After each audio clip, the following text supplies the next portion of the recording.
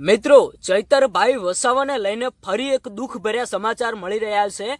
આજે પણ ચૈતરભાઈ વસાવા જેલની બહાર નહીં આવે। મિત્રો, તમે વિચાર તો કરો કે વારંવાર નવી નવી તારીખો પડી રહી છે અને આજે પણ ભાઈ એવા સમાચાર મળે છે કે આજે પણ ચૈતરભાઈ વસાવાને જામીન નહીં મળે। ભાઈ, આ ચૈતરભાઈ વસાવા સાથે શું થઈ રહ્યું છે?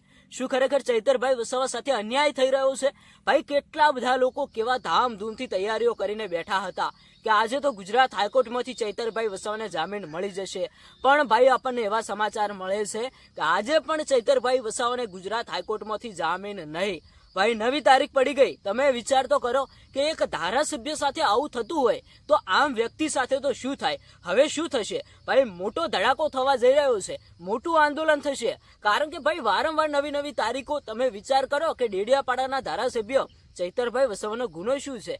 ભાઈ, 2023ની અંદર ફોરેસ્ટ અધિકારી જોડે હાથાપાઈ, હવામાં ફાયરિંગ, આવા કંઈક ગુનાની અંદર ચૈતરભાઈ વસાવાને 7 વર્ષની સજા અને જેલની અંદર ફસાવી દીધા છે અને ભાઈ વારંવાર નવી નવી તારીખો પડી રહી છે। આજે પણ ચૈતરભાઈ વસાવાને જામીન નહીં, આજે પણ ચૈતરભાઈ વસાવા જેલમાં। ભાઈ, બધા લોકોની નજર ગુજરાત હાઈકોર્ટ તરફ હતી અને ભાઈ અત્યારે સમાચાર મળ્યા છે કે આજે પણ ચૈતરભાઈ વસાવા જેલની બહાર નહીં આવે, આજે પણ એમને જામીન નહીં મળે। શું ખરેખર આ ચૈતરભાઈ વસાવા સાથે અન્યાય થઈ રહ્યો છે ને?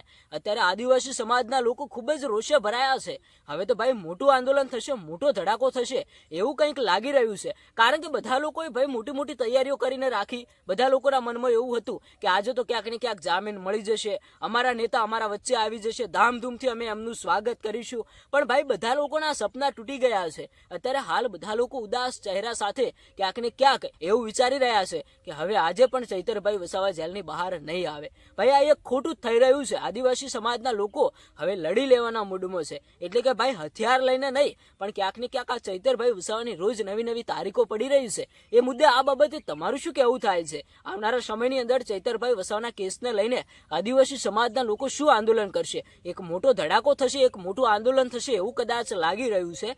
તમારું શું કહેવું છે? એક સરસ મજાની કોમેન્ટ કરીને જણાવતા જજો।